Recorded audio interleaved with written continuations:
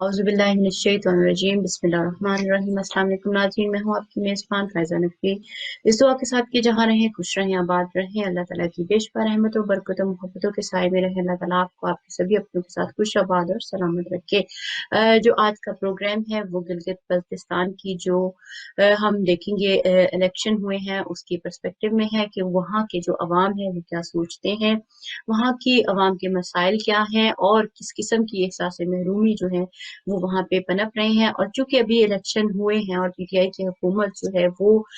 उनको जो है सबसे ज्यादा वोट मिले हैं, और हम देखेंगे कि इन इलेक्शंस में हम क्या उम्मीदें रख सकते हैं और वहाँ की आवाम की जो क्या उम्मीदें इस पर्सपेक्टिव में हैं, क्योंकि ये एक ऐसा खिता है जो कि स्ट्रेटेजिकली जो है वो बहुत ज्यादा इम्पोर्टेंस का हामिल है। और यहाँ से ग्लेशियर्स, पानी के जखायर, मादनियात, फ्रूट्स और बहुत सारी दूसरी चीजें जो हैं वो इस ज़रख़ेज़ ज़मीन का हिस्सा है, जिससे पूरे मुल्क को पानी का एक बहुत बड़ा जो है ज़ख़ीरा जो है वो जाता है, जिसके ज़रिए हमारे मुल्क में जो है पानी का एक जो फ़राहमी है वो आसान रहती है। इसके अलावा भी इसकी जो हैसियत है वो एक रीढ़ की हड्डी जैसी है, क्योंकि यहाँ पे सी पैक का मंसूबा भी चल रहा है जो इससे कनेक्टेड है। और इसके अलावा जो है ये कश्मीर और जो है उसके पर्सपेक्टिव में भी जो है बहुत अहमियत रखता है। सो हम आज इसी पर बात करेंगे, जिस पर बात करने के लिए हमारे साथ बहुत ही मोहतरम मेहमान मौजूद हैं। हम देखेंगे कि उनकी इस इलेक्शन के मुतालिक, इस जो है एरिया है इसके मुतालिक क्या ओपिनियन है, वो क्या सोचते हैं और आने वाली हुकूमत जो है इस के लिए क्या उम्मीदें जो है उनसे हम इस्तवार कर सकते हैं। बढ़ते हम अपने मेहमानों की तरफ और देखते हैं कि वो इस ज़मन में क्या कहते हैं। मैं अपने तीनों मेहमानों की बहुत बहुत शुक्रगुजार हूँ कि आपने हमारे लिए जो है वो टाइम निकाला और जो है इस अहम मौजू के ऊपर, जो कि गिलगित बल्तिस्तान के जो इलेक्शंस हैं उससे रिलेटेड जो हम ये जानना चाहते हैं कि वहाँ के जो अवाम हैं वो क्या सोचते हैं, इस रीजन की क्या इम्पोर्टेंस है और यहाँ पे जो रहने वाले हैं इनकी तवक्कुआत क्या है और कितनी उम्मीदें हैं हमारे पास इन इलेक्शंस के बाद और इससे पहले और इसके बीच में क्या-क्या जो लोगों के अज़हान में पाया जाता रहा। और मैं तीनों मेहमानों की शुक्रगुजार हूँ। इफ्तिखार चौधरी साहब, आपकी भी बेहद शुक्रगुजार हूँ कि आप सीनियर जर्नलिस्ट हैं और इस्लामाबाद से हमारे साथ शामिल हैं। और जो है अल्लामा अमीन शहीदी साहब, बेहद शुक्रगुजार हूँ कि आप हमारे साथ गिलगित से शामिल हैं और हमारे लिए आपने वक्त निकाला। और इसके बाद जो है मोहम्मद शमशाद शमशीरी साहब जो है, आपकी भी बेहद शुक्रगुजार हूँ कि आपने बहैसियत जवान जो है एक्टिविस्ट अपने जवानों की रिप्रेजेंटेशन के लिए जो है हमारे साथ शमूलियत इख्तियार की। तीनों की गाय बगाए शुक्रगुजार हूँ। सबसे पहले मैं जानना चाहूंगी इफ्तिखार चौधरी साहब, आपकी तरफ मैं बढ़ूंगी और ये जानना चाहूंगी कि बहैसियत जर्नलिस्ट जो है आपका इसके ऊपर जो इलेक्शंस हैं उस पर जाने से पहले मैं ये जानना चाहूंगी कि इसकी रीजनल इंपॉर्टेंस क्या है, क्योंकि हम जानते हैं कि इन 10 सालों में इस खित्ते की जो है इम्पोर्टेंस एकदम बहुत ज्यादा बढ़ गई है। और इस जो 10 सालों में जो है वहाँ पर इलेक्शंस की जो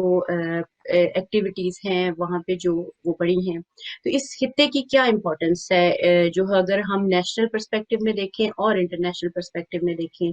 तो इसको आप किस तरीके से देखते हैं? थैंक यू वेरी मच मुझे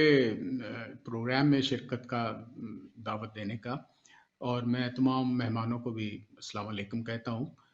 एक्चुअली ये 10 साल नहीं है, ये 1984 से जिस वक़्त सियाचिन ग्लेशियर पर कब्ज़ा किया गया है, तो वो अब उसके बाद फिर जनरल जो ज़ियाउल हक थे, उन्होंने फिर वहाँ पे फ़ौजें भेजी। पहले तो कहा जाता था कि ये एक क्या कहते हैं, ऐसा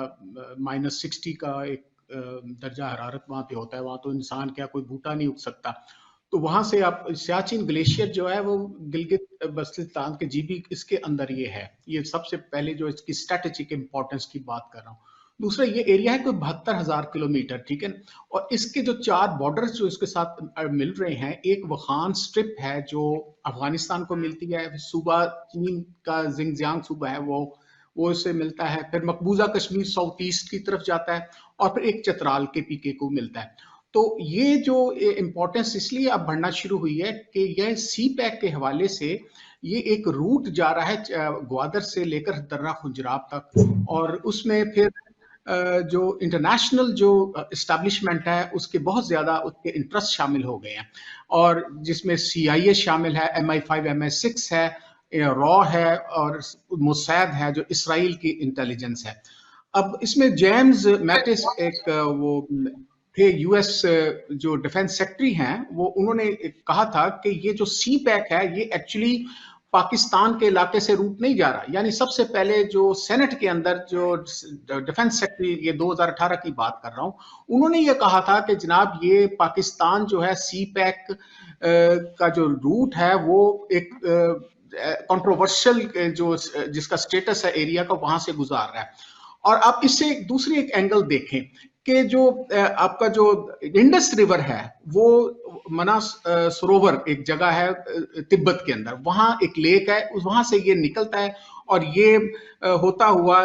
تبت لداخ سے سکردو سے گلگت اور پھر تربیلا تک آتا ہے۔ یہ اس جہاں لیک سے نکل کر جو تربیلا تک جاتا ہے وہ 620 مائل ہے صرف۔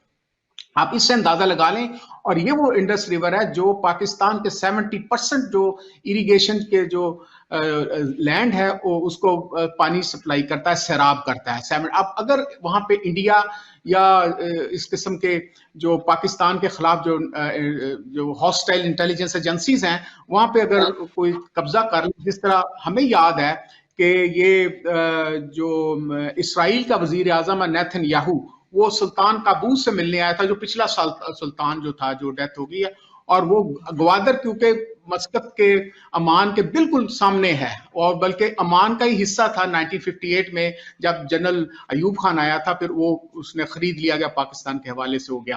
تو یہ تو اس کی اسٹریٹجک امپورٹنس ہے۔ اب اس میں ایک جو میں جو بات کرنا چاہوں گا، ہسٹوریکلی یہ سلک روٹ کے ساتھ اٹیچ ہے، اور سلک روٹ اور کراکرم جو ہائی وے جب میں تبدیل ہو گیا، اب صرف کراکرم کے ایریے میں 40 گلیشیئر ہیں۔ آپ اسے دیکھیں گے کتنا بڑا پانی کا جو ذخیرہ ہے یہاں پہ، اور یہ جو باشا ڈیم ہے جو اس پہ عمران خان نے بڑی امپورٹنس دے رہا ہے، تو وہ اس لیے دی جا رہی ہے کہ یہ 4500 میگا واٹ بجلی پروڈیوس کرے گا، اور یہ تقریباً 85 لاکھ ایکڑ زمین کو یہ پانی فراہم کرے گا۔ گوادر سے جو درہ خنجراب ہے، یعنی اگر گوادر سے نکلے تو 2463 کلومیٹر ہے، اور چائنا کو اگر یہ روٹ استعمال کر رہا ہے تو تقریباً اس کو 16,000 کلومیٹر جو ہے وہ اس کو سیو ہوتا ہے، اس کا ایریا جو آپ کو جو اس کا روٹ بنتا ہے۔ اور اسی طرح جو دوسری امپورٹنٹ بات ہے، وہ سی پیک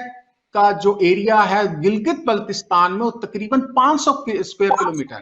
آپ اس میں اندازہ کریں کہ اس کا کتنا امپورٹنٹ وہ ہے۔ دیٹس وائی پھر عمران خان نے موجودہ دور میں پھر یہ جو الیکشنز ہوئے، یہ تھرڈ الیکشنز ہیں۔ اس پہ پہلے ایک دفعہ جو پیپلز پارٹی جیتی ہے، اس کے پہلے جو یہ نواز شریف جیتا تھا، اب جو ہے وہ PTI جو ہے poised to form the government, 10 اس کے تھے، 5 ابھی مجھے اطلاع ملی ہے کہ آخری خبریں آنے پر 5 انڈیپینڈنٹ مل گیا، اور ایک وحدت اسلامی کی جو ان کی سیٹ تھی وہ بھی عمران خان کے ساتھ ان کا کولیبریشن تھا، وہ میرا خیال ہے کہ وہ لے لیں گے۔ اگر اس کے علاوہ جو اب دوسرا اینگل آپ کہہ رہے ہیں کہ ہمارا جو اسٹریٹجک امپورٹنس کیوں ہے، یہ وہ ایریا تھا، اس کے لیے انڈیا آج سے نہیں لگا، 10 سال سے جو یہ شروع کیا ہے، وہاں پہ آپ کو یاد ہوگا کہ پراکسی وارز ہوا کرتی تھی۔ جند اللہ ہوتا تھا جس کو CIA سپورٹ کر رہا تھا، سلفی ٹیررسٹ ہوا کرتے تھے ISIS کے، اور پھر طالبان کے اس ایریا میں، اس کو پھر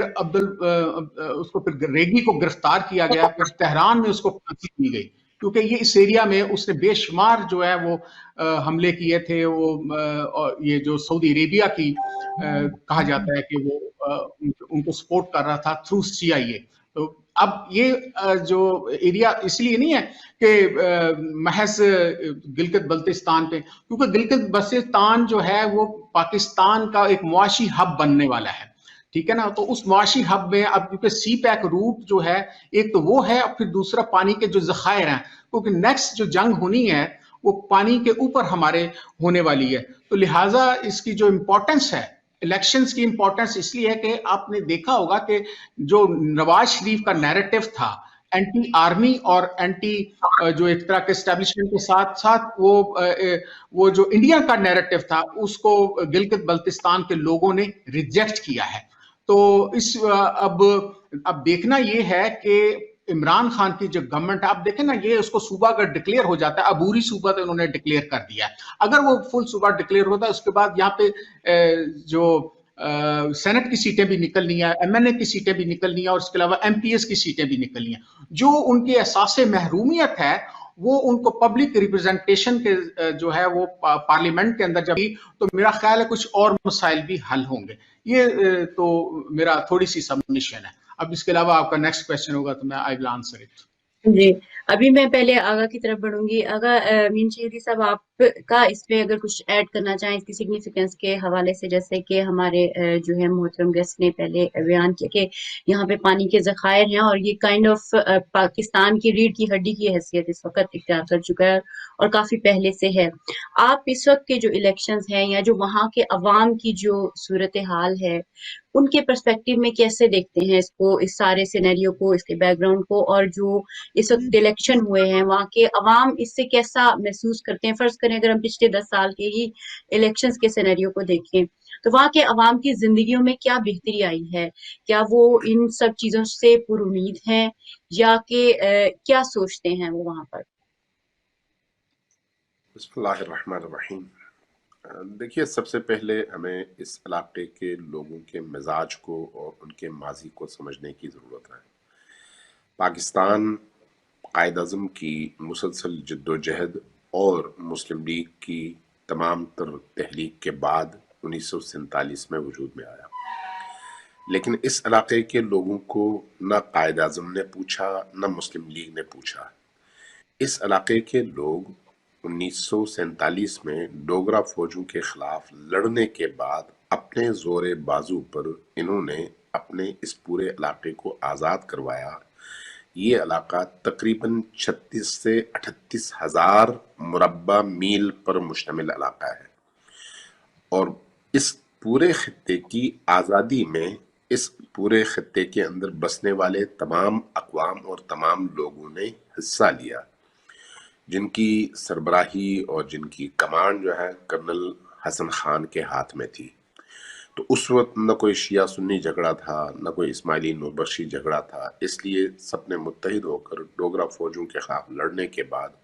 उन्हें इस इलाके से इलाका बदर करके इस इलाके को आज़ाद किया। आज़ाद करने के बाद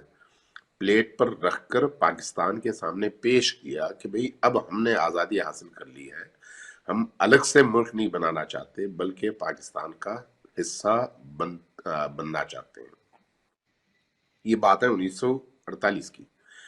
अब 1948 से लेकर 2020 तक का ये जो अरसा है तकरीबन 72 साल का, इन 72 सालों में पाकिस्तान ने जो इस इलाके को दिया वो क्या है? वो ये है कि उनकी कोई आईनी शनाख्त नहीं थी, उनको कोई पहचानता नहीं था, वोट का हक उनको हासिल नहीं था। पाकिस्तान का एक कमिश्नर जाकर वहां पर उनकी किस्मत के फैसले करता था। एक बड़े लंबे अरसे तक वहां पर एफसीआर का कानून चलता रहा और उस कानून के तहत एक एसी और डीसी, जिसको आप पीए कहते थे, पॉलिटिकल एजेंट, वो आकर उस पूरे खित्ते की तकदीर का फैसला किया करता था। यानी इस तरह का बिहेवियर इस कौम के साथ और इस खित्ते के अवाम के साथ रवा रखा गया। इस खित्ते की एक बड़ी खुसूसियत यह है कि फौज के अंदर एनएलआई के नाम से जो इनकी इन्फेंट्री है वो इसी खित्ते के जवानों की है, जिसने माजी में बड़ी शानदार खदमात अंजाम दी हैं। अगर तालिबानाइजेशन के खिलाफ और शिद्दत पसंदी के खिलाफ जंग को आप देखें तो वहां पर खुद फौज, जो कि एक इंतहाई ऑर्गेनाइज्ड इदारा है, खुद उसी फौज के अंदर बगावतें उठी और बहुत सारे लोगों ने पठान होने की बुनियाद पर, पंजाबी होने की बुनियाद पर या किसी और बुनियाद पर लड़ने से इनकार किया। तो ऐसी सूरत हाल में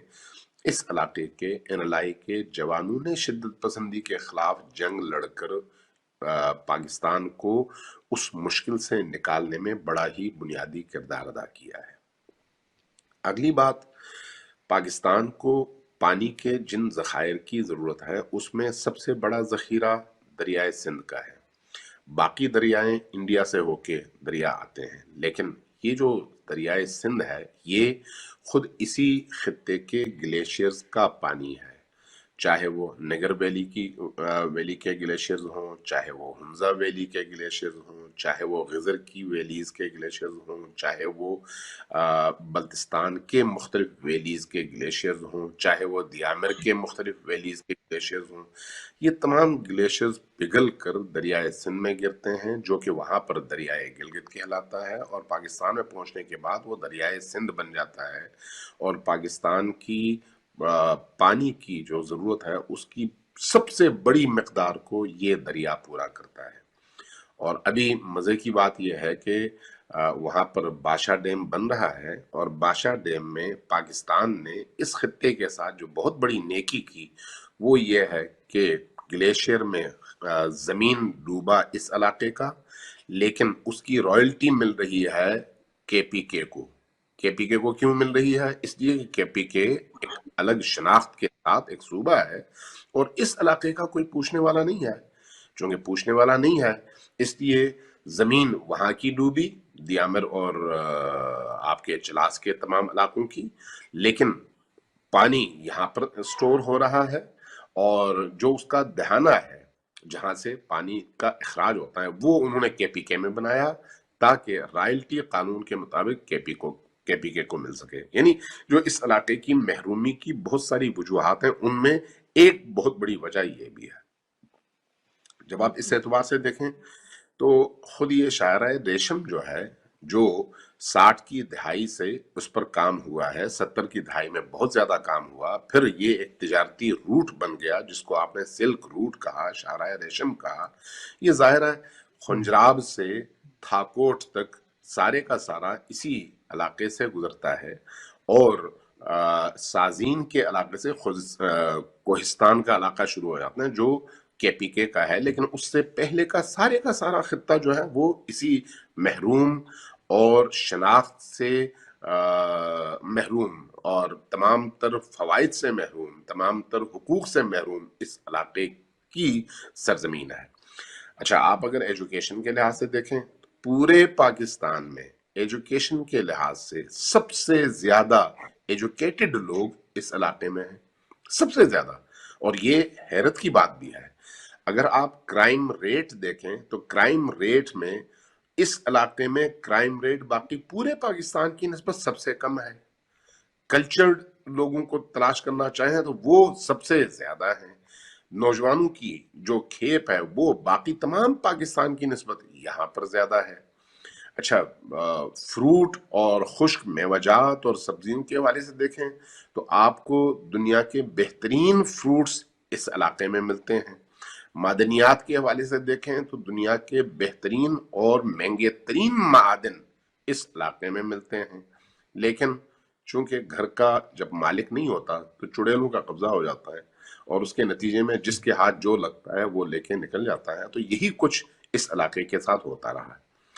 माजी में भुट्टो के दौर में कुछ न कुछ इस इलाके को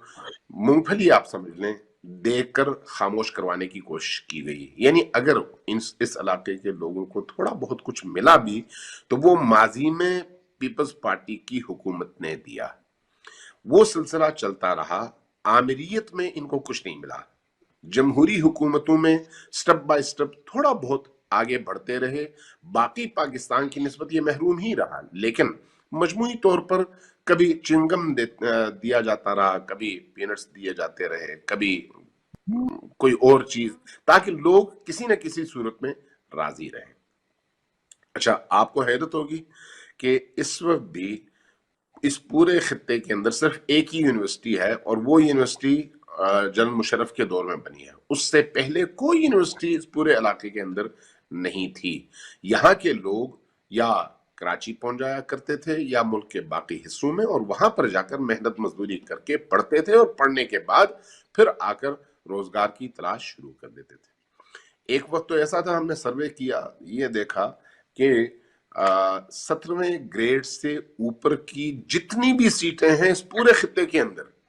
वो सारी की सारी सीटें बाहर से आने वालों के हाथ में हैं। उस इलाके का कोई बंदा 17वें स्केल से ऊपर की किसी सीट पर है ही नहीं। यानी ये खुद एक बहुत बड़ा अलमिया था इस इलाके के साथ कि इस इलाके को इस हद तक पसमानदा रखने में ब्यूरोक्रेसी ने, एस्टेब्लिशमेंट ने, दीगर सूबों से आने वालों ने और ब्यूरोक्रेसी के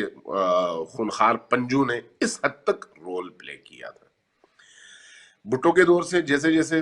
किसी न किसी शक्ल में कुछ न कुछ यहाँ पर दिया जाता रहा, तो माजी में जब जरदारी की हुकूमत कायम हुई बेनजीर के हादसे के बाद,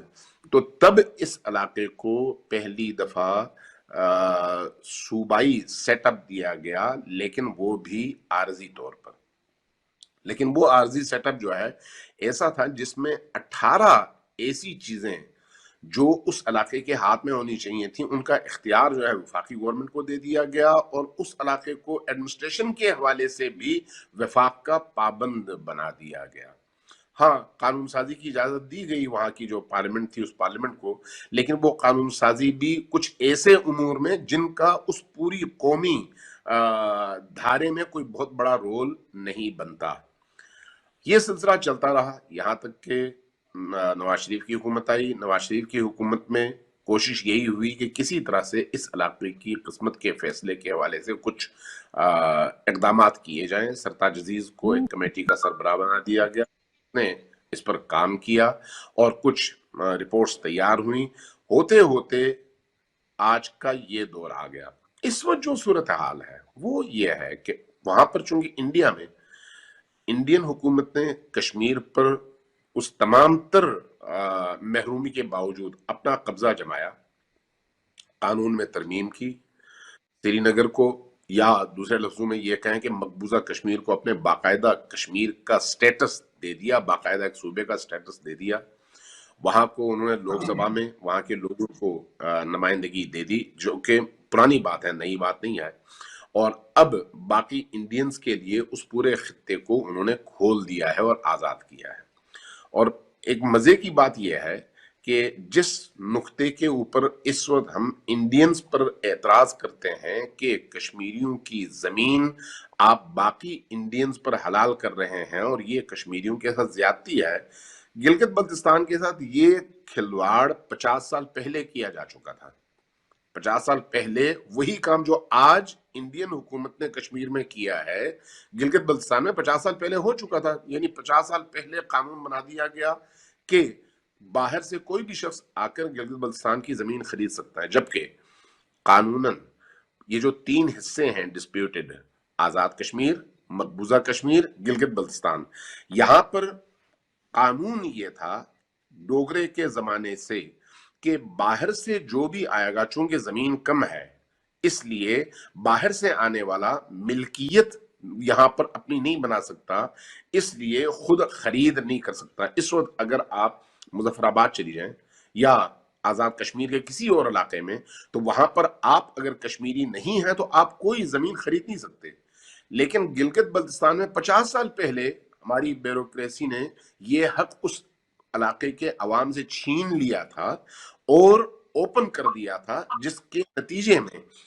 एक बहुत बड़ी तादाद में पख्तून वहां पर चले गए, बहुत बड़ी तादाद में पंजाबी वहां पर चले गए, बहुत बड़ी तादाद में दीगर अक़वाम वहां पर गई, वहां के अपने लोग पिसते रहे। यानी ये बहरहाल इस इलाके का तल्ख और तारीख माजी है। इस वक्त जो सूरत हाल में चूंकि इंडिया ने कश्मीर में तब्दीलियां की हैं और उसके बाद इंडिया की अपनी ख्वाहिश ये है कि पाकिस्तान के जेर इंतजाम कश्मीर और गिलगित बल्तिस्तान पर वो नजरें जमाए बैठा है, और साथ में उसने गिलगित बल्तिस्तान और मुजफ्फराबाद को अपना हिस्सा डिक्लेयर करने की नापाक कोशिश की है। ऐसी सूरत हाल में हमारी ब्यूरोक्रेसी और एस्टेब्लिशमेंट इस बात पर मजबूर हुई है कि गिलगित बल्तिस्तान पर अपना कब्जा मजबूत करे। अच्छा, इस हवाले से अगर देखें तो आपको हैरत होगी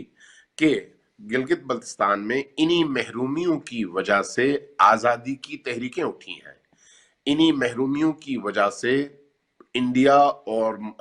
दुनिया के वो ममालिक जो पाकिस्तान को कमजोर करना चाहते हैं, उन्होंने ऐसे अनासिर की यहाँ पर हौसला अफजाई की जो इस इलाके को आजाद मुल्क की हैसियत देने का ख्वाब देखने लगे। और ये हमारी इस्टेब्लिशमेंट के जुल्म का नतीजा था, उनकी ज्यादतियों का नतीजा था। आज हमारी इस्टेब्लिशमेंट को ये बात समझ आ गई है कि अब इस इलाके को इससे ज्यादा महरूम रखना पाकिस्तान के मफाद में नहीं है।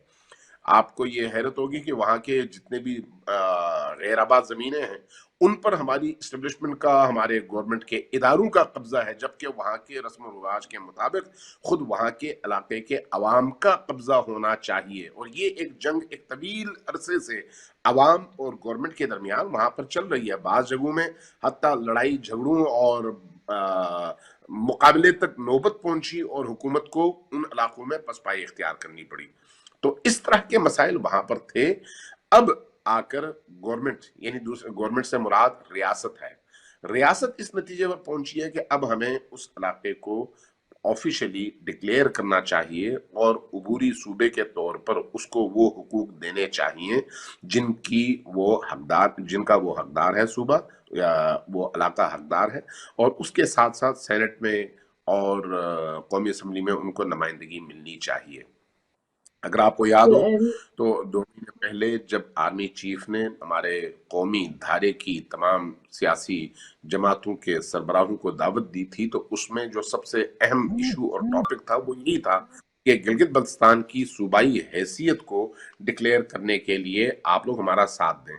तो हमारी सियासी जमातों में निफाक इस हवाले से माशाल्लाह इतना ज्यादा है कि वहां पर बहुत सारी जमातों ने यही कहा कि ठीक है, हम इस पर राजी हैं, और बाहर आकर उन्होंने उसका इनकार करना शुरू कर दिया और मुखालफतें करनी शुरू कर दी।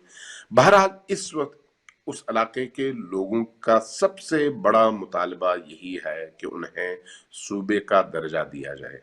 सबसे बड़ा मुतालबा यह है कि उन्हें पाकिस्तानी तस्लीम किया जाए। ये भी अलमिया है कि एक पूरा इलाका कहता है हमें पाकिस्तानी बनाओ, और हमारी इस्टेब्लिशमेंट कहती है कि नहीं, हम तुम्हें पाकिस्तानी मानने को तैयार नहीं है। ये खुद एक बहुत बड़ा अलमिया था जिसको 72 साल गुजर गए। तो अब आकर गवर्नमेंट ने और रियासत ने अगर ये फैसला कर लिया है कि हम इस इलाके को बाकायदा एक सूबे के तौर पर डिक्लेयर करेंगे और उसको वो हुकूक देंगे जो पाकिस्तान के बाकी इलाकों को और वहाँ के अवाम को हासिल हैं, तो मेरा ख्याल है ये एक बड़ी अचीवमेंट है, बड़ा कदम है, उस इलाके के हवाले से बड़ा कदम है। जितना जल्दी हो सके ये कदम उठाया जाए जिससे उस इलाके के लोगों को एक तस्कीन और इत्मीनान हासिल हो कि हमारी जद्दोजहद कामयाब हुई है। जहां तक इन इलेक्शंस का ताल्लुक है, जाहिर है जो कौमी जमातें हैं वो जब वफाक में होती हैं तो वही फंड्स रिलीज करती हैं और तरक्याती स्कीमें वही देती हैं। तो इस इलाके के बाशूर लोगों में इतना एहसास है कि हमने अगर अपने इलाके को तरक्की देनी है तालीम के हवाले से, हेल्थ के हवाले से, बाकी शोबों में, तो उसके लिए वफाक से ताउन और वफाक का यहाँ पर असर और रसूख जरूरी है। उनको इतना अंदाजा है, इसलिए माजी में हमेशा यही होता रहा कि वफाक में जो भी हुकूमत आती, खास्ता या ना खास्ता, दिल चाहे या न चाहे, बहरहाल वफाक में मौजूद हुकूमत को ही वहां पर वोट मिलता रहा है। तो इस दफा तहरीक इंसाफ को इस हवाले से अब तक जो 10 सीटें मिली हैं तो वो इसी रिवायत का हिस्सा है। तो आज की जो ताज़ा तरीन खबर है उसके मुताबिक अब 2/3 अक्सरियत पीटीआई को हासिल हो चुकी है और उसकी रोशनी में आइंदा आने वाली हुकूमत ज़ाहिर है पीटीआई की होगी। और अगर पीटीआई हुकूमत कायम करने के बाद बाकायदा ऐलान करती है और वज़ीर आज़म बाकायदा वहाँ की सेनेट की सीटों का और कौमी असम्बली की सीटों का ऐलान करते हैं, तो ये एक बहुत बड़ी पेशरफ होगी उस इलाके के 72 साला माजी की महरूमियों के इजाले के लिए। इफ्तिखार चौधरी साहब, यहाँ पे मैं एक सवाल आपसे करना चाहूंगी इससे पहले कि मैं शमशाद भाई की तरफ जाऊं کہ جس طرح آغا نے کہا کہ یہاں پہ ایک کلاس چلتا آ رہا ہے کہ اسٹیبلشمنٹ کے پاس رائٹ ہیں جو کہ عوام کے پاس ہونے چاہیے، لیکن عوام کے پاس وہ رائٹس نہیں ہیں، اور یہ ٹسل بیچ میں چلتی جا رہی ہے۔ اور آپ کیا سمجھتے کہ یہ جو الیکشنز ہیں اور اس طرح جیسے کہ آغا نے فرمایا کہ ابھی جو ہے پی ٹی آئی نے جو ہے وہ سیٹیں جیتی ہیں اور وہ وہاں پر حکومت کرنے کا جو اہتمام کرنے جا رہی ہے، تو اب کیا سمجھتے ہیں کہ اس میں کتنی کامیابی ہو سکے گی کہ وہاں کے جو لوگ ہیں ان کو وہ رائٹس دیے جا سکیں، اور جو ریسورسز فرض کریں، جو معدنیات ہیں، جو پانی ہے، جو ذخائر ہیں، جو بھی کچھ ہے وہ ان کی فیور میں بھی استعمال ہو؟ کیونکہ ابھی جو استعمال ہو رہا ہے وہ کہیں بھی ہو رہا ہے، لیکن ان لوگوں کی فلاح کے لیے، ان لوگوں کی امپاورمنٹ کے اوپر نہیں ہو رہا۔ تو اس پر آپ کی کیا اوپینین ہے؟ پہلی بات جو آغا صاحب نے رائلٹی کے حوالے سے بات کی ہے، میرا خیال ہے کہ رائلٹی کا جو شیئر ہے جو ان کا بنتا ہے وہ ملنا چاہیے۔ اس سے بھی پہلے آئینی جو حقوق ہیں جو اس کو عبوری صوبہ یا صوبہ ڈکلیئر کرنے سے ملنے چاہیے، جو کم از کم وہ اس بات کی تائید وہ کر رہے ہیں کہ یہاں کے لوگ اپنے آپ کو پاکستانی کہلانا چاہتے ہیں، جو ایک بہت بڑی ایک نیشنلسٹک اپروچ ہے۔ تو ہمیں ہماری جو اسٹیبلشمنٹ ہے اس کو بھی یہ باور کروانا چاہیے۔ ظاہر ہے یہ بات ہماری اسٹیبلشمنٹ کے ساتھ بھی ہوتی ہے، پی ٹی آئی کی گورنمنٹ کے ساتھ بھی ہوتی ہے۔ ابھی تک وہ انہوں نے ابھی گورنمنٹ فارم نہیں کی، بلکہ ابھی کچھ دنوں تک وہ جب وہ حلف اٹھا لیں گے تو ہم اس کو مانیٹر کریں گے۔ اور یہ بالکل ان کی بات صحیح ہے آغا صاحب کی کہ اگر قومی دھارے میں ان کو شامل نہ کیا گیا تو وہاں پہ ایک قسم کی ایک ریاکشن آتا ہے، اور ریاکشن یا خاموش ریاکشن شروع ہوگا۔ اس کے بعد پھر وہ پاکستان کے جو خلاف جو ہے ان کی نفرت آنا شروع ہو جائے گی۔ تو لہٰذا یہ ملٹری اسٹیبلشمنٹ اور ریاست اور حکومت، ان دونوں کی یہ رسپانسبلٹی بنتی ہے کہ جو پی ٹی آئی کی گورنمنٹ جب بن جاتی ہے تو اس کے بعد عمران خان کا جو جلسہ ہوا تھا وہاں پہ جو اس نے وہاں پہ دعوے کیے تھے یا اس نے کوئی وعدے کیے تھے اس پر اس کو عملی جامہ پہنائے۔ اگر وہ عملی جامہ نہیں پہنائے گا تو وہ جو زیادہ پاکستان کی ایز اے ریاست پورے پاکستان کی اس کے لیے مسئلے کریٹ ہوں گے۔ اور لیکن میں یہ سمجھتا ہوں جو میری اسٹیبلشمنٹ کے ساتھ بات ہوتی ہے، راولپنڈی سے بات ہوتی ہے یا پی ٹی آئی گورنمنٹ کے ساتھ جو ان کے بڑے لوگ شامل ہیں، تو مجھے یہ فیل ہوتا ہے کیونکہ عملی جامہ نہیں پہنایا گیا، تو ابھی میں یہی کہہ سکتا ہوں کہ میرا ایک آبزرویشن ہے، میرے حوالے سے میں اپنے آبزرویشن کے حوالے سے یہ بات کر رہا ہوں کہ مجھے لگتا ہے کہ عمران خان جو ہے وہ اس پہ ہوم ورک کر رہا ہے، پیپر ورک کر رہا ہے، اور جو اس کی اس سلسلے میں جو ان کی ٹیم ہے اس پر کام کر رہی ہے، اور ان کو پورا یہ ہوم ورک تیار کر کے یہ پھر جب گورنمنٹ میں آئیں گے، حلف اٹھا لیں گے، تو میرا خیال ہے فرسٹ پریورٹی یہی ہوگی کہ ان کو جو عبوری صوبے کے حوالے سے جو بات کر رہے ہیں آغا صاحب، وہ ان کو گرانٹ کیا جائے۔ اور اس طرح جو سینٹ کی سیٹیں ہیں اور جو ایم این اے کی سیٹیں ہیں، پھر ان کی اپنی صوبائی اسمبلی ہے۔ آپ دیکھیں نا جس طرح فاٹا کا مرجر ہوا تھا، وہ بھی کے پی کے میں اسی طرح ہی ہوا تھا نا، کہ وہ جو وہ ایریا تھا اس میں جو الیکشنز کروانے کے بعد، کیونکہ مولانا فضل الرحمان صاحب اور ایک شاید وہ اچکزئی صاحب، حالانکہ ان کا تعلق نہیں ہے ادھر کا، وہ مخالفت کر رہے تھے۔ لیکن میں نے دیکھا بالعموم یہ جو ایون پی ٹی آئی ہے یا پیپلز پارٹی ہے یا مسلم لیگ نون ہے، وہ زیادہ اس پہ مخالفت نہیں کر رہے۔ آغا صاحب نے تو کہا کہ شاید ان کو وہ ہٹ رہے ہیں اس سے، بلاول نے بھی کہا ہے پچھلا کہ جی میں پروٹیسٹ کروں گا، لیکن ابھی اس کے پروٹیسٹ میں نہیں رہی۔ تو میرا اپنا خیال ہے کہ پی ٹی آئی اور ریاست جس میں ملٹری اسٹیبلشمنٹ اور جو شامل ہے، ظاہر ہے کہ جنرل باجوہ کا میجر رول ہوگا پالیسی، جو کیونکہ اسٹریٹجک پوائنٹ آف ویو سے جی بی بہت ہی امپورٹنٹ صوبہ ہے اور اس کو پاکستان کے قومی دھارے میں لانا چاہیے، اور اس کے جو آئینی حقوق ہیں تھرو پارلیمنٹ اور جو ہے وہ ان کو دینے چاہیے، جس طرح ان کو شہری جو ہے مکمل 100% شہری تصور کیا جانا چاہیے، اور تھرو ایکشنز، نو صرف یہ تقریروں کے ساتھ نہیں، وعدوں کے ساتھ نہیں، اور پارلیمنٹ کے اندر نعرے مارنے سے نہیں۔ جی اور یہاں پہ ایک اور میں پوچھنا چاہوں گی کہ جس طرح ابھی آگا نے یہ بھی بات کی اور ہمیں یہ خبریں بھی سننے کو آ رہی ہیں کہ بہت سارا پیسہ انویسٹ کیا جا رہا ہے کہ جس کے ذریعے جو دوسرے لوگ آ کر گلگت بلتستان کی جو زمین ہے وہ خریدیں تاکہ جو ہے وہاں کی جو کامن جو لوگ ہیں عوام ہیں ان کا رول کم ہو جائے، اور ظاہر ہے جو وہاں پہ زمین خرید رہا ہے جس طرح اور پاکستان کے ایریاز میں اس طرح سے ہوا تو وہ لوگ جا کے جو ہے سے مالک بن جائیں. تو اس چیز پہ کوئی روک لگانے کا کوئی ذریعہ یا کوئی ایسپیکٹ آپ کی نظر میں آتا ہے کہ یہ کسی پولیٹیشین یا پولیٹیکل پارٹی یا کچھ جو ہے اس پہ کام ہو رہا ہے، ہو سکتا ہے یا نہیں ہو رہا، یا اس پہ آواز اٹھانی چاہیے یا نہیں اٹھائی گئی؟ آپ کی نظر میں اس کے اوپر کیا رائے آتی ہے، یعنی کیا میں سمجھتے بتاتا ہوں اس میں ایکچولی وہ جو بات کی ہے نا کہ کشمیر کے اندر جو ہے وہ غیر کشمیری آ کر وہ خریداری نہیں کر سکتا. ایون مقبوضہ کشمیر میں بھی دیکھیں ہندو جو ہیں جو ادھر سے جو غیر کشمیری ہیں ان کو جو 370 اور 35A جو ان کے انڈین کانسٹیٹیوشن میں جو ان کو رائٹس دیے گئے تھے ڈوگرا راج کے بعد تو وہ اب ان کے سلب کر لیے گئے ہیں. تو اب وہاں پہ خریداری ہو رہی ہے، مطلب یعنی مسلمانوں کی منورٹی میں تبدیل کرنے کی سازش ہو رہی ہے. اسی طرح میں یہ سمجھتا ہوں کہ پارلیمنٹ میں جو اگر پارلیمنٹ میں ان کا رول آ جاتا ہے اپنا گلگت بلتستان کے لوگوں کا جو انہوں نے ووٹ دیا ہے ریاست کو، وہ ریاست پاکستان کو ووٹ دیا ہے اور وہ through government of P T I جو ہے وہ چاہتے ہیں اور چاہیں گے کہ جو انہوں نے ووٹ دیا اس میں سب سے پہلی بات تو ان کو صوبائی وہ صوبہ جو ہے بوری صوبہ ڈکلیئر کیا جائے. پھر یہ جو رائٹس آپ نے بات کی ہے کہ وہاں پہ جو لوگ ہیں غیر بلتستانی جو لوگ ہیں یہ گلگت کے جو لوگ نہیں ہیں باہر سے آ کر وہاں پہ اس کا جب پارلیمنٹ یہ گورنمنٹ فارم ہو جائے گی تو میرا جو یہ خیال ہے کہ وہ ابھی مجھے پتا ہے کہ اس پر ہوم ورک ہو رہا ہے، ٹھیک ہے نا، کہ اس میں کیا کیا ان کی پرائورٹیز کیا کیا ہیں اور جو سینس آف ڈیپریویشن ہے، احساس محرومیت ہے. دیکھیں جو بنیادی طور پہ جو صوبہ بنانے کا مقصد کیا ہے کہ اس کے جو احساس محرومیت ہے وہاں کے لوگوں کی ختم کی جائے. جس طرح آغا صاحب نے کہا ہے نا کہ یہاں پہ لوگ جو ہیں مجبور ہو گئے ریاست کے لوگ اسٹیبلشمنٹ کے لوگ کہ ان کے احساس محرومیت کو ختم کیا جائے. اور کیونکہ ریجنل جو سینیریو ڈیولپ ہو رہا ہے لداخ میں آپ نے دیکھا کہ چائنا اور انڈیا کی لڑائی چل رہی ہے اور اس میں اگرچہ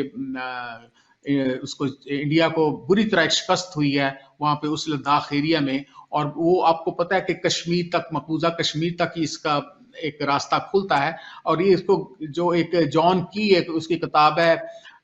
گیٹ وے ٹو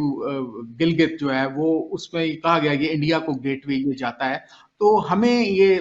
دیکھنا چاہیے، بلکہ میری جو بات چیت چلتی ہے ایک تو خبر ہوتی ہے ایک انالیسس ہوتا ہے، تو خبر کے مطابق وہ اس پہ ہوم ورک کر رہے ہیں. اگر گورنمنٹ فارم ہو جاتی ہے ہمیں اس چیز کو مانیٹر کرنا چاہیے،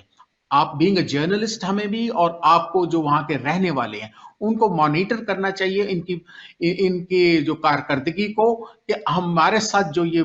وعدے کیے گئے تھے اس کو پورا آپ نے کیسے کرنا ہے. کیونکہ ابھی تک کیونکہ فارم نہیں ہوئی گورنمنٹ تو ہم ان کو کویشچن نہیں کر سکتے ابھی تک. لیکن یہ مجھے ہے علم میں کہ ایک سوال اور میں پوچھنا چاہوں گی، معذرت چاہوں گی آپ کی بات کاٹی میں نے، کہ جس طرح بھی پچھلی گورنمنٹ تھی شاید نواز شریف کی، اور ان کے کافی وعدے تھے کہ بڑا ایئرپورٹ بنائیں گے اور پتہ نہیں کافی ڈیولپمنٹ کے ان کے وعدے تھے، اور ان میں سے جب دیکھا گیا تو اس میں سے ایک بھی پورا نہیں کیا گیا. تو ایک وے سے دیکھا جائے تو پولیٹیشینز اپنے وعدے جو نبھانے میں ناکام ہیں، اور اگر ہم 2 سال کی پچھلے جو کارکردگی دیکھیں پی ٹی آئی کی جو جب سے وہ حکومت میں آئی ہے تو کوئی اپیرنٹلی یعنی اگر ہم دیکھیں تو وہ اتنا کوئی سکسیس ریٹ نہیں ہے ان کی جو سروسز ہیں یا جو انہوں نے عوام کو ڈیلیور کیا ہے اس پرسپیکٹو میں. تو اس پہ آپ کی کیا اوپینین ہوگی پھر؟ دیکھیں جو پاکستان کے حوالے سے ان کی جو پرفارمنس کی بات ہے، ابھی تک جو عمران جو ہے وہ ایک مافیاز میں پھنسا ہوا ہے. میں تو اوپنلی بات کرتا ہوں، ان کے سامنے بھی بات کرتا ہوں. عمران جو ہے وہ یہ جو بیوروکریسی ہے وہ ایک مافیا ہے، جو دوسرے ابھی چینی کا مافیا توڑنے کے لیے اس کو بلایا گیا ہے جہانگیر ترین کو، ٹھیک ہے نا. وہ اب بے شک لوہا لوہے کو کاٹتا ہے نا، اس سورہ حدید جس طرح. تو وہ اس میں اب دیکھنا یہ ہے نا کہ اب دیکھیں اب ان کا جو بجٹ ڈیفیسٹ جو تھا سرپلس ہو گیا پچھلے، تو میں ابھی اس کی اکانومی کی میں ابھی بات نہیں کر رہا جو پاکستان کے حوالے سے. ٹھیک ہے اس میں کوئی گورننس کے ایشوز ہیں، ابھی بھی ان میں گورننس کے ایشوز ہیں، اور وہ یہ ہے کہ مافیا اتنا اسٹرانگ ہے، 35 سال سے وہ مافیا کام کر رہا تھا۔ اب جو مسلم لیگ نون کے جو لوگ ہیں، انہوں نے پچھلے 2/3 میجورٹی کے ساتھ ہی گورنمنٹ بنائی تھی، حافظ کیا صاحب ہے، اب وہ تیسرے نمبر پہ تو حفیظ صاحب آئے ہیں۔ تو وہ ایک تو نیریٹو جو ریاست کے خلاف تھا، جو پازیٹیو بات ہے، کیونکہ اس میں ریاست اب انوالو ہے۔ پچھلی جو گورنمنٹ تھی، میرا نہیں خیال کہ ریاست کا اتنا بڑا کوئی رول تھا ملٹری اسٹیبلشمنٹ کا۔ اب جس طرح آغا صاحب بھی کہہ رہے ہیں کہ اب اس طرح انہوں نے جو وہ دیکھی ہے، ویو دیکھی ہے کہ ملٹری اسٹیبلشمنٹ انویریبلی مجبور ہو گئی ہے کہ ان کو اگر رائٹس نہ دیے گئے تو معاملہ خدا نہ خاصہ ادر وے راؤنڈ بھی ہو سکتا ہے، ان کے اندر جو احساس محرومیت پیدا ہونا شروع ہو جائے گی،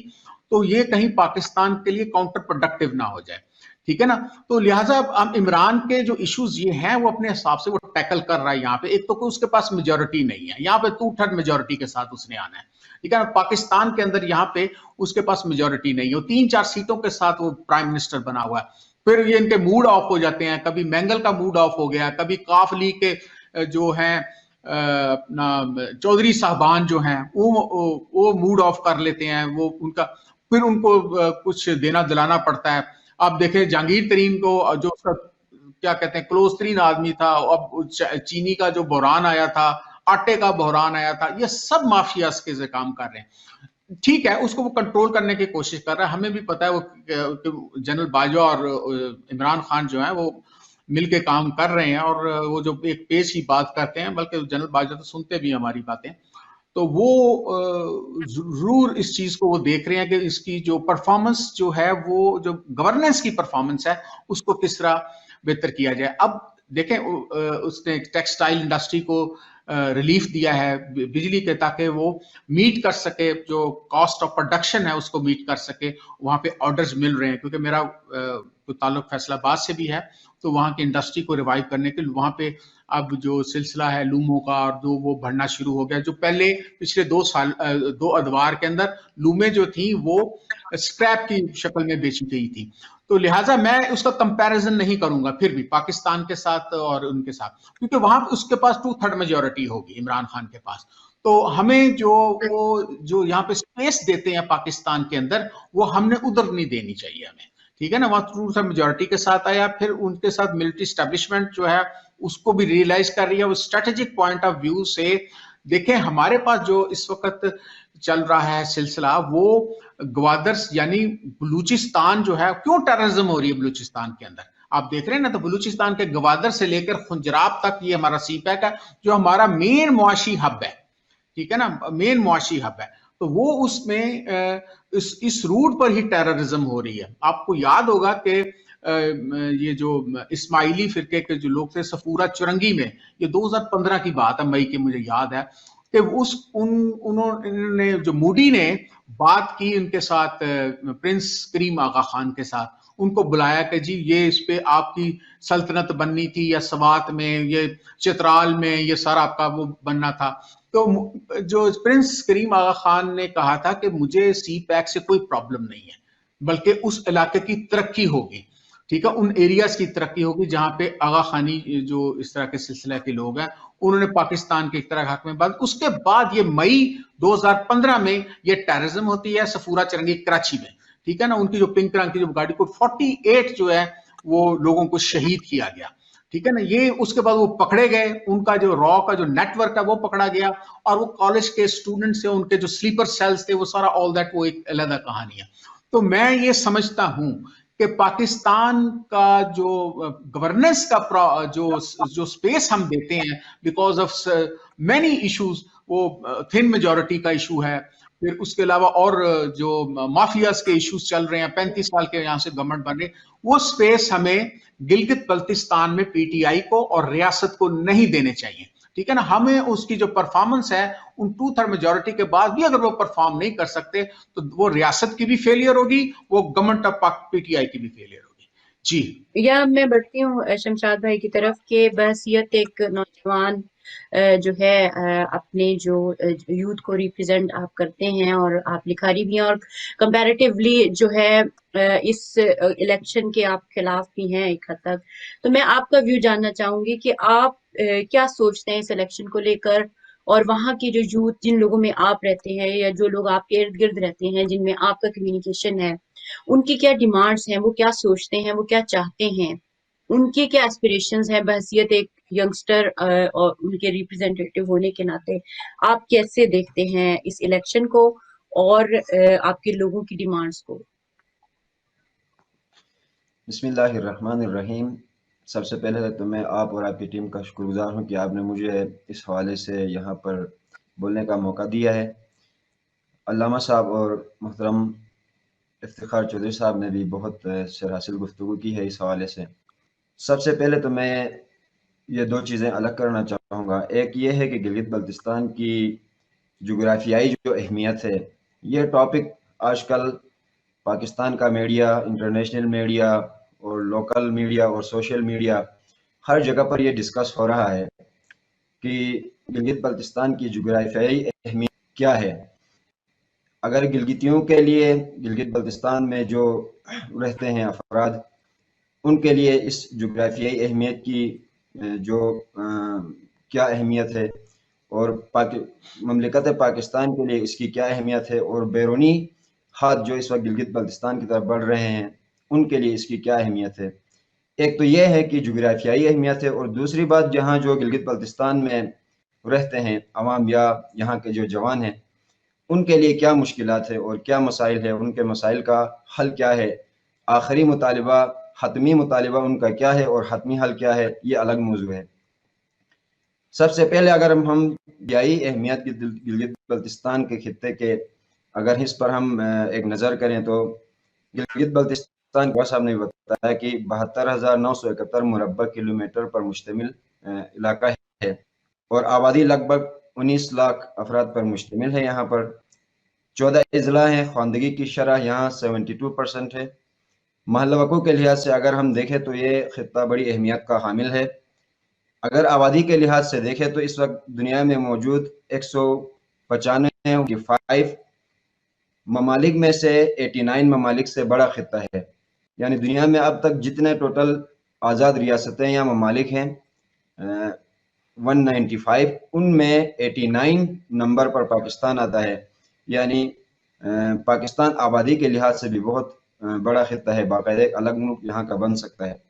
اور اگر ہم رقبے کے لحاظ سے بھی دیکھیں تو یہ 195 جو کنٹریز ہیں پوری دنیا میں، ان میں سے اس کا نمبر 113 پہ آتا ہے، بلکہ 113 ممالک سے یہ بڑا خطہ ہے۔ اور جیسا کہ جغرافیائی اہمیت کے حوالے سے 3 ایٹمی ممالک اور 2 دیگر ممالک کے بیچ میں گرا ہوا خطہ ہے۔ ایٹمی جو طاقتیں ہیں پاکستان، چائنا اور انڈیا، اور دیگر جو ممالک ہیں روس اور افغانستان، تاجکستان اور افغانستان کی سرحدیں بھی گلگت بلتستان سے ملتی ہیں۔ دنیا کے 3 پہاڑی سلسلے ہیں، ہمالیہ، قراقرم اور کوہ ہندا، بہت بڑا پہاڑی سلسلہ اس علاقے میں موجود ہے، اور یہاں پر 5 بلند و بالا دنیا کی بڑی جو سب سے اونچی پہاڑ گلگت بلتستان کے خطے میں موجود ہیں۔ یہاں پر بہت ہی وافر مقدار میں خشک فروٹ بھی جو قدرتی نعمت ہے وہ اس سے بھی یہ علاقہ مالا مال ہے۔ یہاں پر جو پانیوں سے بھرے نالے ہیں، جیسے کہ دریائے سندھ بھی یہاں سے گزرتا ہے، یہاں سے اس کی ابتدا ہے، اور یہاں پر جو گلیشیئرز ہیں، ایک سروے کے مطابق 2 لاکھ میگا واٹ بجلی ان گلیشیئرز اور پانیوں سے دے سکتی ہے، اور یہاں پر جو ڈیم بن رہا ہے اسی وجہ سے بھی اس علاقے کی اہمیت بڑھ رہی ہے۔ اور سی پیک کے ذریعے کا گرم پانیوں تک جو پہنچ ہے وہ اسی علاقے سے سی پیک کے تھرو ہی ممکن ہے، اس کے علاوہ اور کوئی راستہ ہے ہی نہیں۔ اگر ہم جغرافیائی حوالے سے دیکھیں تو بے شک گلگت بلتستان جغرافیہ کے لحاظ سے یا محل وقوع کے لحاظ سے ایک بہت اہمیت کا حامل علاقہ ہے۔ اب بات ہے یہاں کے لوگوں کے مسائل، مشکلات یا ان کا جو حتمی مطالبہ ہے، یا اس حوالے سے اگر ہم گفتگو کریں تو ہم دیکھیں یہاں پر 19 لاکھ آبادی میں سے 7,45,000 رجسٹر ووٹ تھے اس الیکشن میں، 2020 کے الیکشن میں۔ ان میں سے 50% ٹرن آؤٹ آتا ہے، یعنی 50% لوگ ووٹ ڈالتے ہیں اور 50% بائیکاٹ کرتے ہیں۔ 19 लाख में से पहले 7 लाख को निकाले तो ये आधी आबादी से भी कम बचती है। उसके भी 50% लोग वोट डालते हैं। और फिर अगर हम आगे देखें तो ये जो जिन्होंने वोट डाला, उन्होंने वोट नहीं डाला, इससे कौन से वजूहात है, कौन सी वजूहात है? 50% अफराद ने यहाँ पर वोट क्यों नहीं डाला? अगर हम वोट देने वाले और वोट न देने वालों को हम तकसीम करें तो वोट न देने वालों की 2 किस्में हैं, 2 किस्म के नजरियात ये अफराद रखते हैं। एक ने वोट डाले, यानी टोटल आबादी 19 लाख, उसमें से 7 लाख अफराद रजिस्टर्ड थे, वोटिंग के लिए अहल थे, उनमें से भी 50% ने वोट नहीं डाला, तो समझ ले कि 25 या 20% बचते हैं जिन्होंने वोट डाला है। इनके 2, एक तो आईनी हुकूक का हुसूल, इनमें से जिन्होंने वोट डाला है, एक दड़ जो बड़ा दड़ है जिन्होंने वोट डाला है, इस इलेक्शंस में हिस्सा लिया है बाकायदा, तो उनका यह है कि इस तरह से हम इन इलेक्शंस के थ्रू या जमहूरियत के थ्रू, डेमोक्रेसी के थ्रू हम जो है आईनी हुकूक या हमारी जो बेसिक राइट्स हैं हम हासिल कर सकते हैं। लेकिन अगर इसमें से देखें एक मेजॉरिटी, तो उनका फ़कत छोटे छोटे मादी जो है मसाइल का उनको सामना है, तो उनकी नज़रियाती जो हद है बहुत लो है। वो इतना कि एक पुल बनवाना है या कोई कलवट बनवाना है या कोई छोटा सा मंसूबा उनके जहन में होता है और ये वोट डालते हैं। अगर हम वोट न देने वालों की तरफ हम नज़र करें तो वो न देने वालों के भी 2 तबका हम उस पर तकसीम कर सकते हैं। एक तबका वो है जो नाउम्मीद तबका है। यह नाउम्मीद तबका क्यों वोट नहीं डाल रहा है? क्योंकि हमारे बुजुर्गों ने पाकिस्तान की आज़ादी के बाद खुद से अपने ज़ोर बाजू पर गिलगित बल्तिस्तान के खित्ते को आज़ाद करवाया और पाकिस्तान के साथ नज़रियाती हम आहंगी के तौर पर जो है उन्होंने शमूलियत की या मुंसलिक हो गए पाकिस्तान के साथ। लेकिन फौरन पाकिस्तान के साथ गिलगित बल्तिस्तान की आवाम ने इल्हाक तो किया, लेकिन जो उम्मीदें उन्होंने पाकिस्तान से रखी थी, मुसलसल उनसे मायूसी जो है गिलगित बल्तिस्तान को मिली और खुसूसन जवानों को। ये जो है नाउम्मीद तबका था जिसने वोट नहीं डाला कि इस तरह से हमारे लिए ना आईनी हुकूक हमें मिल सकते हैं। तो हमें हर दफ़ा हर 5 साल बाद आके बेवकूफ़ बनाया जा रहा है, उल्लू बनाया जा रहा है, हमें लॉलीपॉप दिया जाता है और फिर बाद में जो है जब इलेक्शन जीत जाते हैं तो फिर हमारे जो असल बुनियादी हुकूक और मसाइल हैं उनको वफाकी जो पार्टियां हैं, हुकूमतें हैं या रियासत पाकिस्तान उनको भूल जाती है। और यह जो है वो तबका है जो बिल्कुल नाउम्मीद है, तो इसने वोटिंग में हिस्सा ही नहीं लिया। दूसरा जो तबका है जिसने वोट नहीं दिया वो है कि जब तक आईनी हुकूक हमें नहीं दिए जाएंगे तब तक हम वोट नहीं डालेंगे। अगर पाकिस्तान हमें आईनी हुकूक देता है तो हम आइंदा इलेक्शन में बाकायदा हिस्सा लेंगे। अगर हमें पाकिस्तान की वफाकी पार्लियामेंट में अगर हमें जगह मिल जाती है तो हम लेंगे, अगर नहीं मिलती है तो हम जो है हमेशा से इसी तरह बाइकाट में रहेंगे। और या उनका दूसरा नारा है या आईनी हुकूक या आज़ादी। बाकायदा एक पार्टी भी इस वक्त उसका एक कैंडिडेट मुसलसल 3 दफ़ा जीत रहा है एक बड़े एरिया से, तो उनका नारा ये है कि या हमें मुकम्मल जो है आज़ाद किया जाए या फिर हमें प्रॉपर सूबा बनाकर सेटअप दिया जाए। तो उन्होंने वोट इसी मुतालिबे के साथ कास्ट नहीं किया। और जो यहाँ का नजरिया है जिन्होंने वोट नहीं दिया वो मुकम्मल डेमोक्रेसी के ही मुखालिफ है। वो जमहूरियत को हमारी निजात का जरिया ही नहीं समझते हैं। वो ये समझते हैं कि गिलगित बल्तिस्तान अगरचे पाकिस्तान की नजरियाती बुनियादों में भी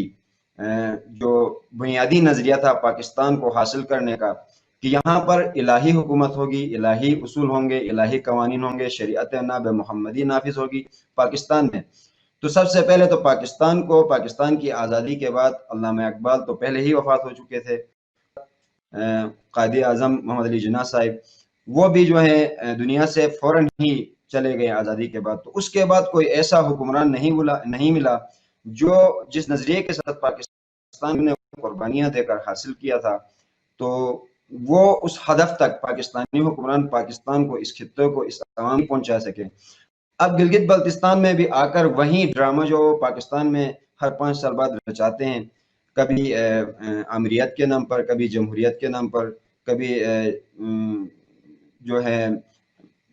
जमहूरी जो प्रोसेस होता है हर 5 साल बाद, इसके ज़रिए से वो पाकिस्तानी अवाम को जैसे बेवकूफ़ बना रहे हैं, बनाना नहीं चाहते बल्कि बना रहे हैं एक अरसे से, तो गिलगित बल्तिस्तान आकर यहाँ के जो जवान हैं, यहाँ की जो आवाम है, उनको भी इसी तरह बेवकूफ़ बनाते रहेंगे। हर 5 साल बाद हम नारा लेकर आएंगे, जैसा कि इस दफ़ा भी इलेक्शन में देखा, तीनों जो वफाकी बड़ी पार्टियां हैं, मुस्लिम लीग नून का मरियम नवाज साहिब आई, और बिलावल जरदारी साहब आए, और फिर गंडापुर साहिब आए, ये तीनों यहाँ पर आए दुआदार तकरीरें की। लेकिन अब जो यहाँ का बाशऊर तबका है, मैंने जैसे कि बताया कि यहाँ पर वो वाली आवाम नहीं है जिन्होंने नजरियाती हम आहंगी की पर पाकिस्तान से इल्हाक किया बगैर कुछ सोचे। अब जो है 72% यहाँ की ख्वानदगी की शरह है, तो फिर यहाँ एक बाशऊर तबका भी पैदा हुआ है। तो ये समझता है कि ये पाकिस्तानी वफाकी पार्टियां इलाके में, जिस तरह पाकिस्तानियों को पंजाब में पंजाबियों को, सिंध में सिंधियों को, बलोचिस्तान में बलोचियों को, खैबर पख्तूनख्वा में पठानों को बेवकूफ़ बनाते हैं, ये समझते हैं कि हमें भी यहाँ आकर बेवकूफ़ बनाएंगे। और अगर ये आईनी हैसियत हमें देने वाले होते तो अभी दे चुके होते, एक सेटअप देकर, या फिर अभी ये जो हुकूमत का जो उन्होंने नारा लगाया है, तो ये मुमकिन इनको नहीं लग रहा है। जी बहुत आपने अच्छे से अपना व्यू पॉइंट बताया। मैं बढ़ती हूँ अपने अगले मेहमान की तरफ। अब देखती हूँ कि उनका इस पर्सपेक्टिव में क्या राय है, क्योंकि टाइम हमारे पास बिल्कुल शॉर्ट रह गया है। आप क्या कहेंगे इफ्तिखार चौधरी साहब के, जिस तरह ये कह रहे हैं कि एक वो तबका है जिसको उम्मीद ही नहीं है कि शायद जो है ये जमहूरियत जो है एक रास्ता है जिसके जरिए इनके मसाइल हल हो सकते हो, तो इस पर आपका क्या व्यू पॉइंट है? चूंकि अब वक्त बिल्कुल ही हमारा इख्तिताम के करीब है, तो मैं चाहूंगी कि अगर आप इसको कंक्लूड कर सकें अपने जो आप समझते हैं कि ओवरऑल इलेक्शन के जो हम उम्मीद रखें कि मसलन अब ये हुकूमत आ गई है तो ये हो सकता है और ये पॉसिबिलिटीज है, ताकि हम एनालाइज कर सके लेटर ऑन किसी और टाइम पे कि आखिर उन्होंने क्या अचीव किया है। तो आप इसमें क्या समझते हैं? किस तरह शमशाद भाई ने कहा कि वहां पे एक तबके को उम्मीद ही नहीं है कि ये जमहूरियत इनके मसाइल हल कर सकती है, तो आप क्या समझते हैं इसके बारे में? देखें, पहली बात तो ये है कि जो ये कह रहे हैं 50% लोगों ने वोट दिया, ठीक है, टर्न आउट, तो 50% जो लोग हैं उन्होंने जो इलेक्शंस की जो वोटिंग हुई है उसको अप्रूव किया है कि ये वोटिंग होनी जो है वो हमारे सूबे के लिए यानी हमारे एरिया के लिए बेहतर है। जो ये कह रहे हैं ना 50% ने नहीं दिया, 100% तो वोटिंग कभी होती ही नहीं है, ठीक है ना। तो ये 50% में हो सकता है 10% ऐसे वोट हों, 20% ऐसे वोट, लेकिन 50% वोट नहीं होता। दूसरा, ये जो बात ये कर रहे हैं ना कि हमें जो महरूम रखा गया, हम कहते हैं महरूम रखा गया, मैंने पहले एनालिसिस में कहा महरूम रखा गया। और दूसरा कि इनको इलेक्शंस के अलावा कौन सा ऐसा सिलसिला है, कौन सा ऐसा तरीकाकार है। मार्शल दौर में आगा साहब भी कह चुके हैं कि हमें कुछ नहीं मिला, ठीक है ना, और ना हमें कोई तवक्को थी, स्वाय एक यूनिवर्सिटी मुशर्रफ ने हमें दी थी बिकॉज ऑफ सर्टेन रीजंस, क्योंकि उस वक्त जो सियाचिन के बाद यहाँ पे इस एरिया की एक स्ट्रैटेजिक हैसियत होना शुरू हो गई थी। तो मेरा नहीं ख्याल, ये ठीक है यंगस्टर हैं, मतलब उन्होंने मुख्तलिफ तबकात की जो डिस्कशन की है, उन्होंने कहा कि ये इस तरह वो सोचते हैं, फलां सोचते हैं, ये इधर भी ऐसा ही है, ठीक है ना। पाकिस्तान के अंदर भी यहाँ पे जो आप भी इंशाल्लाह माशाल्लाह पाकिस्तानी है, ऐसी कोई बात नहीं है। और ठीक है, आपको आईनी हकूक जो है अभी वो आए हैं, हमने देखना है, मैं सबसे बड़ा क्रिटिक हूँगा, ठीक है ना, अगर आपको आईनी इख्तियारात नहीं मिलते, ठीक है, जो हम कर सकते हैं। आप बोल रहे हैं इस वक्त, आप अपना प्रोटेस्ट कर रहे हैं, रिकॉर्ड करवा रहे हैं प्रोटेस्ट, ठीक है, कि हमें आईनी हकूक दिए जाएं। और बल्कि हमारा बहुत आगा साहब का भी यही एनालिसिस था कि अब रियलाइज किया कि रियासत ने कि अगर इनको आईनी हकूक ना दिए गए तो ये जो रियासत का और अवाम जो है बल्तिस्तान के, उनके दरमियान फासले बढ़ना शुरू हो जाएंगे, ठीक है, जो हमारी स्टेट के लिए, एग्जिस्टेंस के लिए एक काउंटर प्रोडक्टिव होना शुरू हो जाएगा। लेकिन ये मैं एज ए यंगस्टर उनको ये बात कह सकता हूं कि इनको जो आईनी हकूक मिलने हैं वो आइन के अंदर रहते हुए मिलने हैं, ठीक है, वो इलेक्शंस के जरिए ही मिलने हैं, ठीक है। और ये आप लोगों का यही आईनी हक आपको मिल रहा है कि आप प्रोटेस्ट कर रहे हैं, वर्बल प्रोटेस्ट कर रहे हैं, सोशल मीडिया के जरिए प्रोटेस्ट कर रहे हैं। आप अगर आपको मेन स्ट्रीम मीडिया नहीं, ये आप मेन स्ट्रीम मीडिया पे आप बैठ गए हैं, इस वक्त आप बैठे हुए हैं ना, तो आप मेन स्ट्रीम मीडिया पे बैठे हुए हैं, लोग आपके टीवी को कोई नहीं सुनता, यहाँ आप सर्वे करवा लें, यहाँ पर ये जो जितने बड़े बड़े एंकर्स आपको नजर आ रहे हैं वो सोशल मीडिया पे चले गए हैं। लोग कैपिटल टॉक नहीं देख रहे होते, वो दूसरे 24 नहीं देख रहे होते, वो फलां नहीं देख रहे होते। तो लिहाजा ये जो आप बात कर रहे हैं ना कि देखें, जहां तक रियासत जो अल्लाह के अहकामात के तहत चलाने वाले, आप भी मुसलमान हैं, मैं भी मुसलमान हूँ, आका साहब भी मुसलमान है, हम एक मुसलमान की हैसियत रखते हैं। हमें कोई भी ऐसा कानून नहीं है आइन के अंदर। अगर पाकिस्तान का आप आइन पढ़ें, इंशाअल्लाह ताला आप जब आपको आइनी हैसियत हासिल हो जाएगी, आप देखें अगर कोई भी गैर इस्लामी जो कानून है, अगर कोई है, ठीक है, वो पाकिस्तान के किसी आइन की शिक से मुतसादम है तो वो आइन में रह ही नहीं सकता। ठीक है, आप उसको पिन पॉइंट करें, ठीक है ना, मैं आपको सपोर्ट करूंगा, मैं आपके साथ निकलूंगा। तो लिहाजा मायूस नहीं होना चाहिए, आपको आईनी हकूक जो मिलने चाहिए। दैट्स वाई इलेक्शंस हो रहे हैं। अगर इलेक्शन होना बंद हो जाए, आप उनसे मकबूजा कश्मीर में जाके पूछें जिनकी आईनी हैसियत खत्म कर दी गई है, जिनको आईनी हैसियत दी गई थी 370 में और 35A उनसे स्क्रैप कर दिया गया। फिर उसके बाद जो उन्होंने कानून लाया है कि वहां पे जो सिटीजन एक्ट है अमेंडमेंट कर दिया गया, वहां पे अब जो मुसलमान है, खास तौर पे बंगालीज हैं, दूसरे हैं, वो उनको अब अपनी जो एग्जिस्टेंस जो है उनको डिफिकल्ट लगना शुरू हो गई है। ठीक है ना, तो उसमें बड़े बड़े आपके मुसलमान जो हैं, इवन जो नाम ले सकते हैं, शाहरुख खान भी है, उन्होंने प्रोटेस्ट किए हुए हैं इस तरह, ठीक है ना, कि नसीरुद्दीन शाह साहब भी हैं। तो वो अल्लाह का शुक्र हमें अदा करना चाहिए कि हमें पाकिस्तान में एक इलेक्शंस हुए हैं, बगैर वायलेंस के इलेक्शंस हुए हैं। हालांकि इंटेलिजेंस जो हॉस्टाइल, आपको अंदाजा नहीं है कि हॉस्टाइल इंटेलिजेंस एजेंसीज के कितने ज्यादा यहाँ पे स्टेक हैं, ठीक है ना। और आप यहाँ के अंदर आपको ऐसे तबकात आपके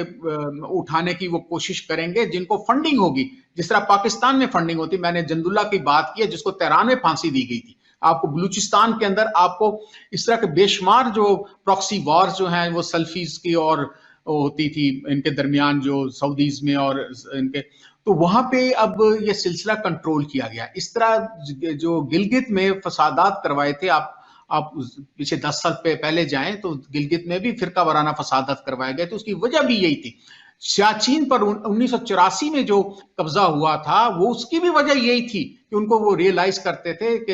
कि कल को ये इनको ये जो रियासत है वो मजबूर हो जाएगी इनको राइट्स मिलने। तो मेरा नहीं ख्याल कि इतनी मायूसी की बात है। ठीक है, आपको 73 साल से आईनी हकूक नहीं मिले, लेकिन अब जो है आईनी हकूक की बात हो रही है, होने लगी है, और अभी गवर्नमेंट ने हल्फ नहीं उठाया। जिस वक्त हल्फ उठा लेगा फिर आप उसकी परफॉर्मेंस को देखें। और वो मैं भी सबसे बड़ा क्रिटिक हूँगा, ठीक है ना। मैं अगर कोई बात काम नहीं करेगा तो ऑब्वियसली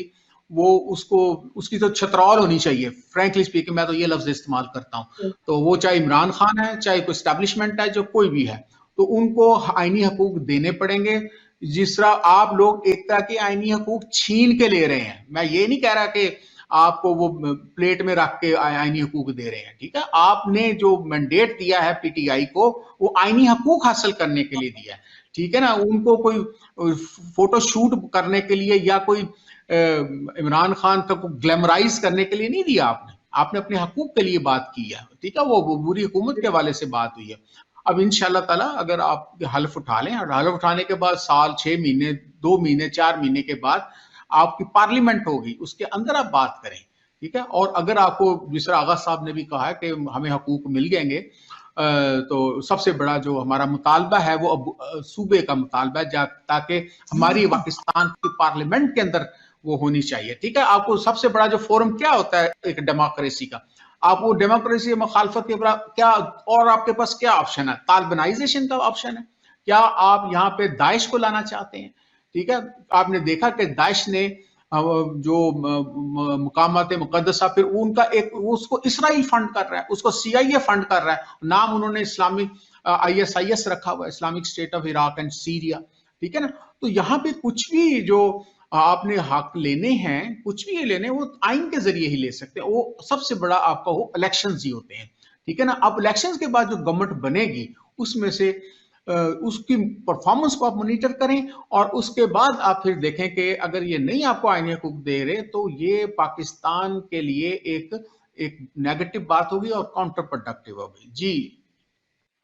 बहुत शुक्रिया इफ्तिखार चौधरी साहब और मोहम्मद शमशाद शमशीरी साहब, बेहद शुक्रगुजार हूँ। और आगा पहले ही जा चुके हैं, तो बेहद ममनून और मशकूर हूँ कि आपने इस अहम मौजू के ऊपर इतने डेप्थ जाकर बात की और हमारे साथ शामिल हुए और इस अहम मौजू को बताया कि इसकी किस कदर स्ट्रेटेजिकली भी इम्पोर्टेंस है, वहाँ के लोगों के क्या एहसासात हैं, इश्यूज हैं। तो उसके लिए मैं बेहद शुक्रगुजार हूँ। और देखने वालों से भी यही कहेंगे कि जो हमारे अवाम है वो मायूस ना हो, क्योंकि उम्मीद जो होती है वो इंसान के आगे बढ़ने का एक जरिया होती है। और हम उम्मीद रखते हैं कि अल्लाह ताला और वहाँ के अवाम, चूंकि उनके पास सब कुछ है, तालीमी एतबार से, मादनियाती एतबार से, अल्लाह ताला की दी हुई तमाम तर नेमतें हैं, उनको सिर्फ चैनलाइज करने की जरूरत है। वहाँ के अवाम को वो हकूक देने की जरूरत है जिनके जरिए वो अपनी उन जो है रिसोर्सेज का इस्तेमाल अपनी फेवर में कर सकते हो, और जिनके जरिए वो एम्पावर फील करें और वो समझे कि ये हमारी चीज है और हमारे ही फायदे में इस्तेमाल हो रही है, ना कि जो, ताकि ये एहसास महरूमी जो है ये खत्म किया जा सके। इसी दुआ के साथ कि जहाँ रहें खुश रहें, आबाद रहें, इजाजत चाहूंगी। अल्लाह हाफिज।